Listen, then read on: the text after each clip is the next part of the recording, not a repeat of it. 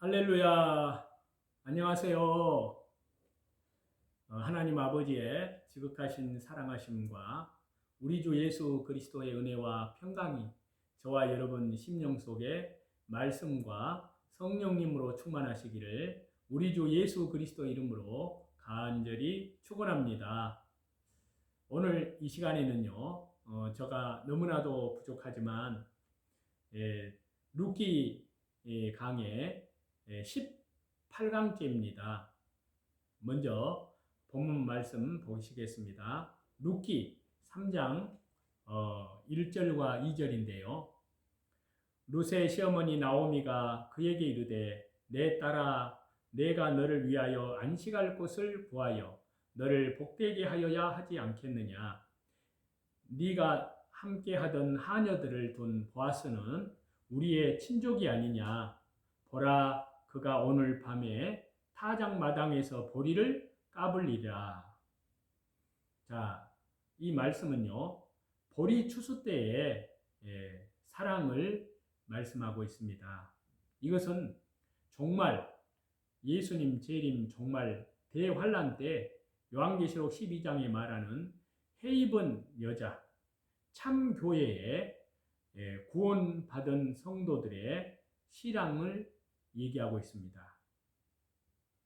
나오미가 룻을 위해서 안식할 곳을 구한 것은요, 이것은 이제 룻이 제가하여서 새 남편의 보호를 받게 함을 뜻한다고 할 수 있습니다. 자, 룻기 3장 1절인데요. 룻의 시어머니 나오미가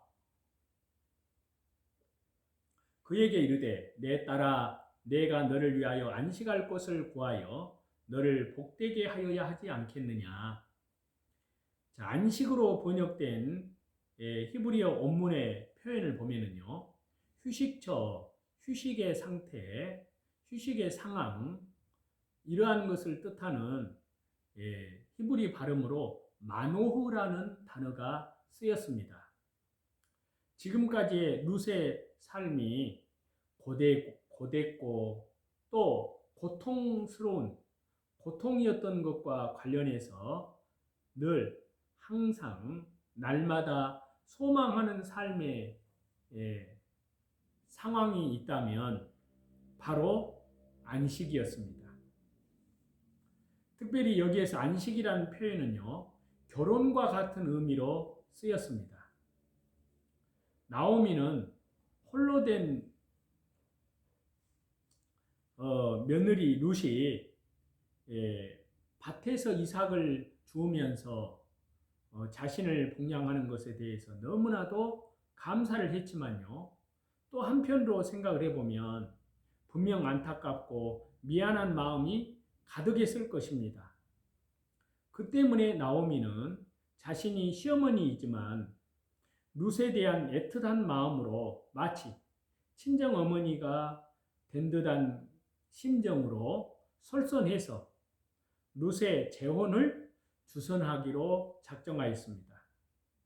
이러한 나오미의 룻에 대한 애틋한 마음은 룻을 부르면서 내 딸아 라는 호칭을 사용한 것을 통해서도요, 여실히 확인을 할 수가 있습니다. 나오미가 보아스를 우리의 친족이라 칭한 것은요, 보아스가 엘리멜렉의 기업 물을 것을 기대하는 의미가 담겨 있기 때문입니다. 그래서 룻기 3장 2절에 보면요, 네가 함께하던 하녀들을 둔 보아스는 우리의 친족이 아니냐. 나오미는 보아스를 가리켜서 우리의 친족이라고 그렇게 칭합니다. 친족은 히브리어로요, 친족, 혈족을 뜻합니다. 즉, 피를 나눈 가까운 인척을 뜻하는데요. 다시 말해서 혈연과 혼인을 기초로 해서 관계를 맺고 있는 사람을 지칭한다고 할 수 있습니다. 중요한 사실은 율법에서도 친족의 관계를 맺고 있는 사람은 어려움에 처한 경우에 서로 도와줄 의무가 있고 부양의 의무, 상속의 의무 또한 있습니다. 이것은 통상적인 친족 관계에서 쉽게 볼 수 있는 그러한 모습인데요. 그런데 이스라엘 자손들에게 있어서 친족은 이보다 더 중요한 의미를 갖고 있습니다. 바로 기업을 물으는 의무입니다. 이에 대해서는 아까 이 앞에 강의 17강에서요. 룻기 2장 1절 거기에서 자세히 말씀을 드렸습니다. 그래서 나오미는 보아스에 대해서 2장 20절에서 이렇게 말을 합니다. 자, 룻기 2장 20절. 그 사람은 우리와 가까우니 우리 기업을 물을 자 중에 하나이니라 하니라. 자, 즉 이스라엘의 풍습 중에 고엘이라 하여서 어려움에 처한 친족을 구원해낼 사람을 지칭하는 의미를 포함하는 표현이 있는데요. 나오미는 보아스를 가리켜서 고엘이라고 칭하였습니다. 그리고 본문에서는 보아스에 대해 네가 함께하던 하녀들을 둔 이러한 표현을 사용을 하고 있는데요. 자, 이것은 우리의 친족이란 표현에 더해서 보아스가 엘리멜렉의 기업을 능히 물을 수 있는 능력이 있다는 의미를 내포하고 있습니다. 즉 보아스가 큰 부를 가지고 있음을 뜻합니다. 이 또한 보아스에 대한 나오미의 확고한 기대를 반영해 주고 있다고 할 수 있습니다. 그래서 밤에 타작마당에서 보리를 까불리리라. 자, 이 말은 당시의 추수의 풍습으로 밤에 키질을 해서요 바람의 결을 날려보낸 것을 염두에 둔 그러한 표현이라고 할 수 있습니다. 그래서 룻기 3장 1절과 2절에 보면요. 그가 오늘 밤에 타작마당에서 보리를 까불리리라. 자, 타작마당으로 번역된 이 원문의 표현은요. 매끄럽게 하다, 또 평탄하게 하다 이러한 의미를 지닌 동사에서 유래한 그런 낱말인데요. 자, 이것은 곡식을 타작하기 위해서 정하거나 만들어 놓은 확 트인 넓은 곳입니다. 평탄한 곳을 지칭합니다. 그래서 당시에 팔레스타인 지역의 타작법을 염두에 둔 표현인데요. 당시의 타작 방법은 일단 수확을 한 보리단을 편편한 평지에 펴니다. 그런 후에 도리깨로 골고루 조심스럽게 두들겨서 보리나 밀의 나달들이 떨어지게 합니다. 그리고는 나달에 섞인 지푸라기나 보리, 수염 등을 없애기 위해서요. 그것을 바람에 까불리는 작업을 합니다. 즉 타작마당에 떨어진 곡식 나달들을 대충 주워 모아서 공중에 던져서 까불리면 바람에 의해서 지푸라기나 보리, 이 수염 등은 날아가고요. 곡식 나달들만 마당에 떨어지는 것입니다. 바로 이 곡식 나달들만이 이것만을 모아서 자루에 퍼 담으면 일단 타작 행위는 끝납니다. 그래서 당시에 타작을 하기 위해서는 반드시 바람이 불어주어야만 했습니다. 그런데 보리 타작할 즈음인 이 팔레스타인 지방의 여름은요, 그 기후상 낮에는 바람이 별로 없고 주로 오후 5시 이후에 밤에 내륙에서 지중해 쪽으로 바람이 불었습니다. 나오미가 보아스가 밤에 타작마당에서 보리를 까불리라고 한 것은요, 이러한 팔레스타인 지역의 기후와 타작법에 근거한 말이라고 할 수 있습니다. 아울러서 타작을 하는 사람들은 저녁 내내 일을 하고 그리고 나서 그 타작마당의 곡식더미 곁에서 그대로 자는 것이 보통이었습니다. 팔레스타인의 이 기후의 조건상 여름에는 겉옷만 덮고도 충분히 잠을 잘 수 있었기 때문입니다. 또 다른 한편으로는 보아스의 경우 타작한 수확물의 주인입니다. 그는 이 모든 것을 최후까지 총괄을 하면서 어떻게 수확이 마무리되었는지를 확인해야 하고요. 그리고 보관하고 관리 이러한 것까지도 지시를 해야 하였습니다. 당연히 늦은 밤까지 타작마당에 머물다가 잠들었을 것이 분명합니다. 나오미가 보아스의 이 운신의 그 시점과 관련을 해서요. 오늘 밤이란 표현을 사용한 것은 바로 이러한 전후의 사정에 근거한 것입니다. 자, 시어머니 나오미의 이 지도, 이 가르침은요.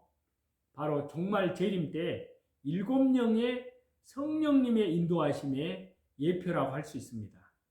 자, 룻기 3장 1절을 보십니다.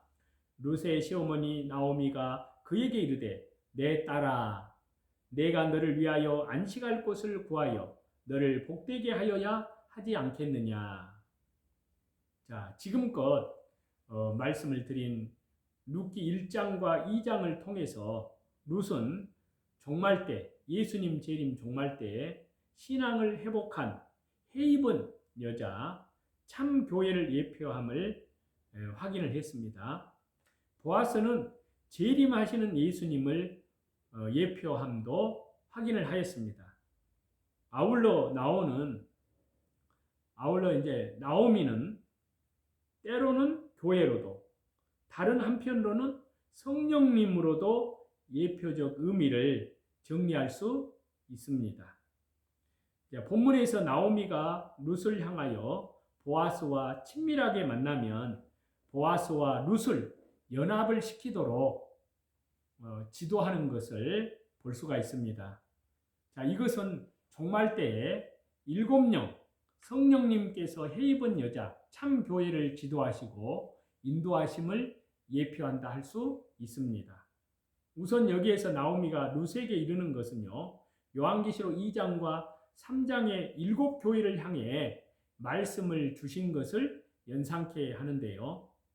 요한계시록 2장과 3장을 보면 7교회를 향해서 칭찬 또 혹은 책망의 말씀을 각각 주시고요. 승리하는 교회, 이기는 교회가 되도록 하기 위해서 성령님께서 주시는 약속과 권면의 말씀을 기록하고 있습니다. 성령님께서는 교회들을 향해서 칭찬할 것은 칭찬하시고 책망할 것은 책망하시면서 무엇을 굳세게 하고 무엇을 붙들어야 하는지 또 무엇이 부족한지 무엇을 올바로 잡아야 하는지를 가르치십니다. 그리고 최후에 얻을 상급을 뚜렷하게 보여주시면서 이기는 교회, 최후의 영광을 누리는 교회로 서도록 그렇게 권면을 하십니다. 그래서 재림 예수님을 온전히 맞이할 수 있도록 하시는 것입니다. 이처럼 나오미가 룻을 지도하여 보아스를 맞을 준비를 시키는 것은요. 바로 성령님께서 종말 때 해입은 여자 참 교회로 하여금 재림하시는 예수님을 맞이할 준비를 시키는 것을 예표한다 할 수 있습니다. 보아스를 가리켜서 친족이라고 한 것은요. 재림하시는 예수님께서 우리의 구속주요 신랑이심을 예표한다 할 수 있습니다. 그래서 룻기 3장 2절을 보시면요. 네가 함께하던 하녀들을 둔 보아스는 우리의 친족이 아니냐. 자, 이 말씀은 보아스를 친족이라고 칭합니다. 특히 나오미는 보아스를 친족이라고 하면서 친족이 아니냐, 이러한 형식의 수사 의문문을 그러한 표현을 사용하는데요. 자, 이것은 당연히 그는 우리의 친족입니다 라는 대답을 이끌어내는 강조적인 용법의 표현이라 할 수 있습니다. 이러한 나오미의 말에 담겨진 구원 역사적인 의미는요, 예수님께서만 우리의 확실한 구원자요, 종말에 믿음을 지킨 참 교회의 신랑으로 영광 중에 다시 재림하실 것을 뜻합니다. 앞에서도 누누이 말씀을 드렸듯이 친족이란 표현은 구원자란 의미도 포함되어 있습니다. 그렇기 때문에 나오미가 보아스가 확실히 우리 친족이라는 말에는 보아스가 예표하는 예수님이 우리의 확실한 구세주시라는 의미가 담겨 있습니다. 아울러 함께하던 하녀들을 둔 이러한 표현은요, 보아스의 부요함을 나타내고요. 자, 이것은 재림하시는 예수님의 부요와 영광을 나타내준다 할 수 있습니다.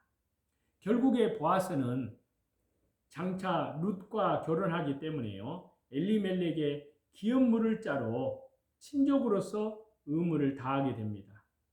이것은 예수님께서 우리 성도들과 혼인잔치의 신랑이 되심으로 저와 여러분의 구원을 완성할 것을 뜻합니다. 자, 오늘 밤에 타작마당에서 보리를 까불리라 함은 정말 추수할 때 예수님 재림을 맞이하게 될 것을 예표한다 할 수 있습니다. 자, 본문 룻기 3장 2절인데요. 그가 오늘 밤에 타작마당에서 보리를 까불리라. 자, 이 말씀 중에 그는 능력 있는 자, 권위자란 의미를 지닌 보아스입니다. 자, 이는 재림하시는 예수님을 예표합니다. 그리고 밤이라는 것은 정말 예수님 재림이 임박한 때를 뜻합니다. 타작마당은 알곡과 가라지로 구별을 해서 알곡은 곳간에, 가라지는 꺼지지 않는 불에 던져지는 심판의 장면을 연상케 합니다. 다시 말해 보아스에 의해서 주도되는 이러한 추수의 장면은요, 궁극적으로 예수님 재림 심판 때의 모습을 나타냅니다. 즉 정말 재림 때 예수님께서 심판하시는 장면, 알곡인 참 구원받은 참 말씀과 성령으로 거듭난 성도는 구원하시고, 가라지와 같은 불신자, 거짓 선지자는 심판하시는, 거짓 성도는 심판하시는 모습과도 연결이 됩니다. 해 입은 여자가 큰 독수리 날개 받아서 광야 자기 곳으로 한 떼와 두 떼와 반 떼를 양육을 받게 됩니다. 자, 요한계시록 12장 14절입니다. 같이 읽겠습니다.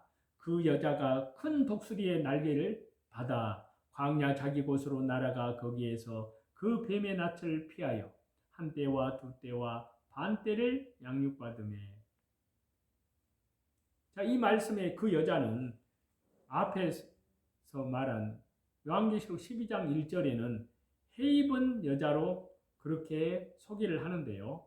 해 입은 여자는 정말 대환란 때 참된 교회를 의미하는 겁니다.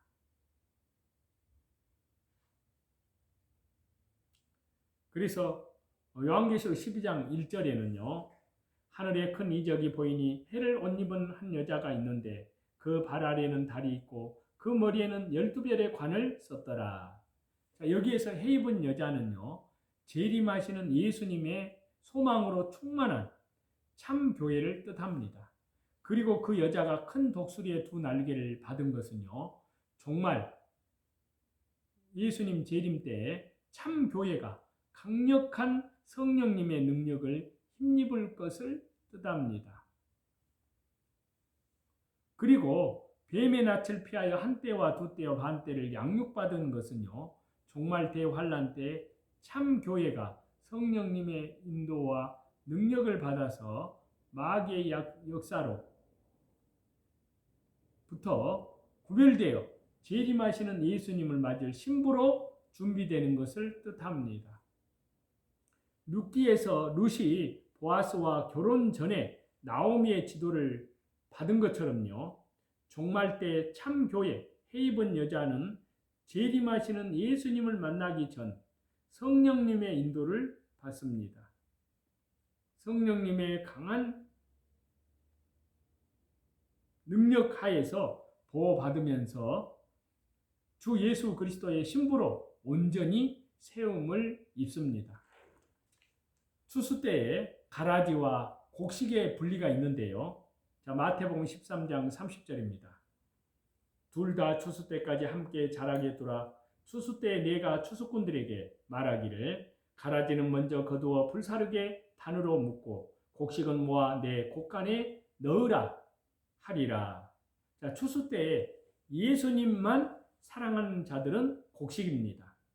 예수님의 교회 안에 있다 하면서 예수님 외에 다른 그리스도를 고백하는 다원주의자들, 종교 다원주의자들, 예수님과 더불어 세상을 사랑하는 세속화된 그러한 자들, 예수님 말씀 통치를 따르지 않고 자기 소견에 옳은 대로 행하는 교회, 교회 내 민주주의 주장자들 모두 가라지들입니다.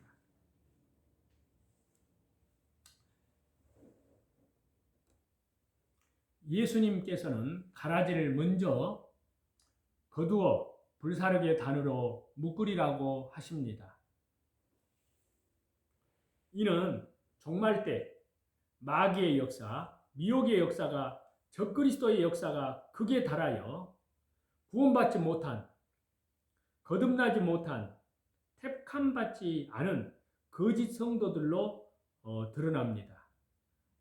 말씀과 성령님으로 참으로 거듭난 주 예수 그리스도의 십자가의 보혈, 영원한 속량함 안에서 하나님께 대한 철저한 회개와 우리 주 예수 그리스도께 대한 믿음으로 말씀과 성령님으로 거듭난 확실하게 구원받은 회개에 합당한 아름다운 열매를 맺어가는 참 성도들은 성령님의 역사로 따로 구별되어서 오직 예수님 신앙을, 오직 예수님의 그 믿음을 최후까지 목숨을 걸고 지키게 됩니다.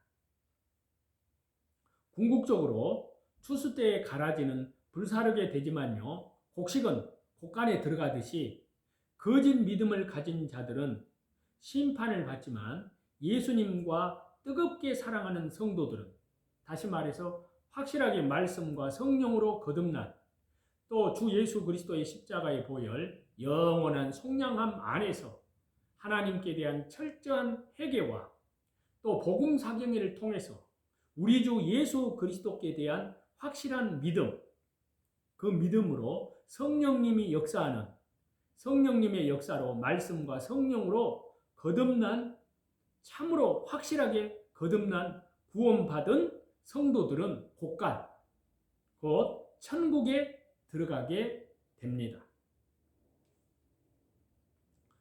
타작마당의 알곡을 곡간에 드린다고 말씀하십니다. 자, 마태복음 3장 12절인데요. 손에 키를 들고 자기의 타작마당을 정하게 하사 알곡은 모아 곡간에 드리고 쭉정이는 꺼지지 않는 불에 태우시리라.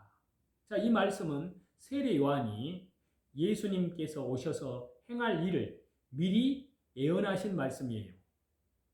보아스가 타작하고 추수하는 주인으로 그렇게 말씀하신 것처럼 재림하시는 예수님은 손에 키를 들고 타작마당을 정하게 하시면서 알곡과 쭉정이를 구분하는 일을 행하시는 분, 다시 말해서 추수와 타작마당의 주인으로 소개가 되고 있습니다.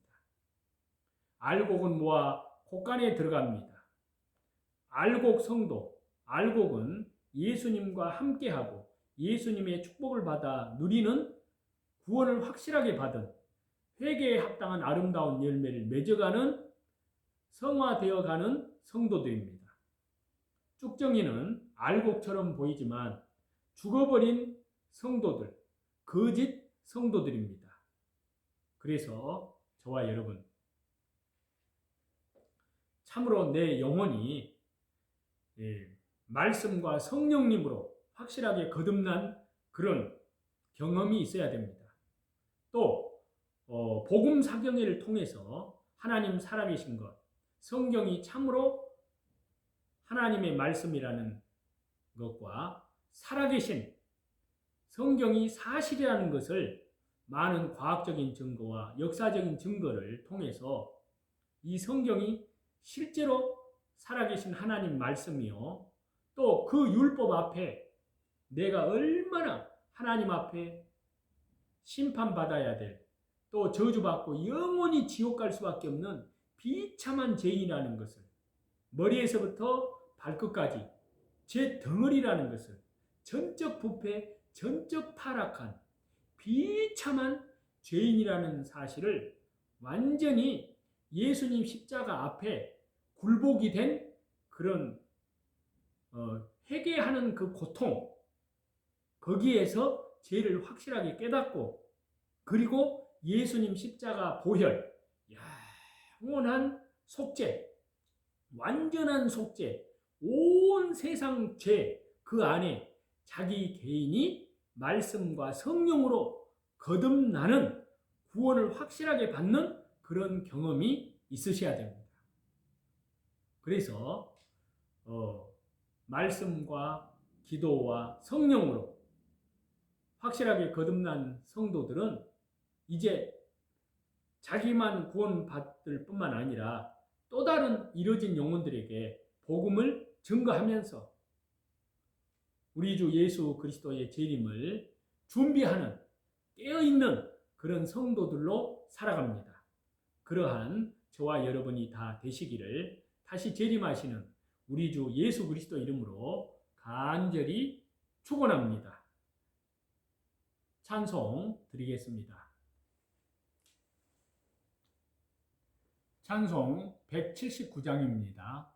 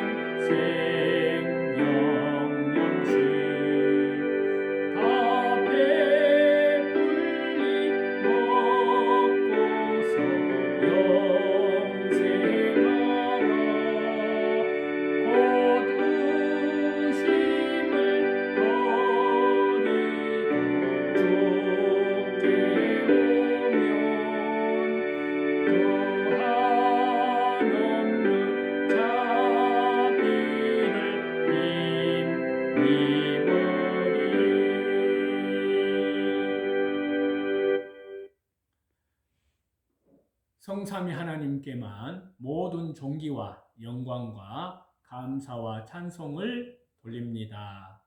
하나님께서 사랑하시는 여러분, 저와 여러분 진심으로 감사합니다.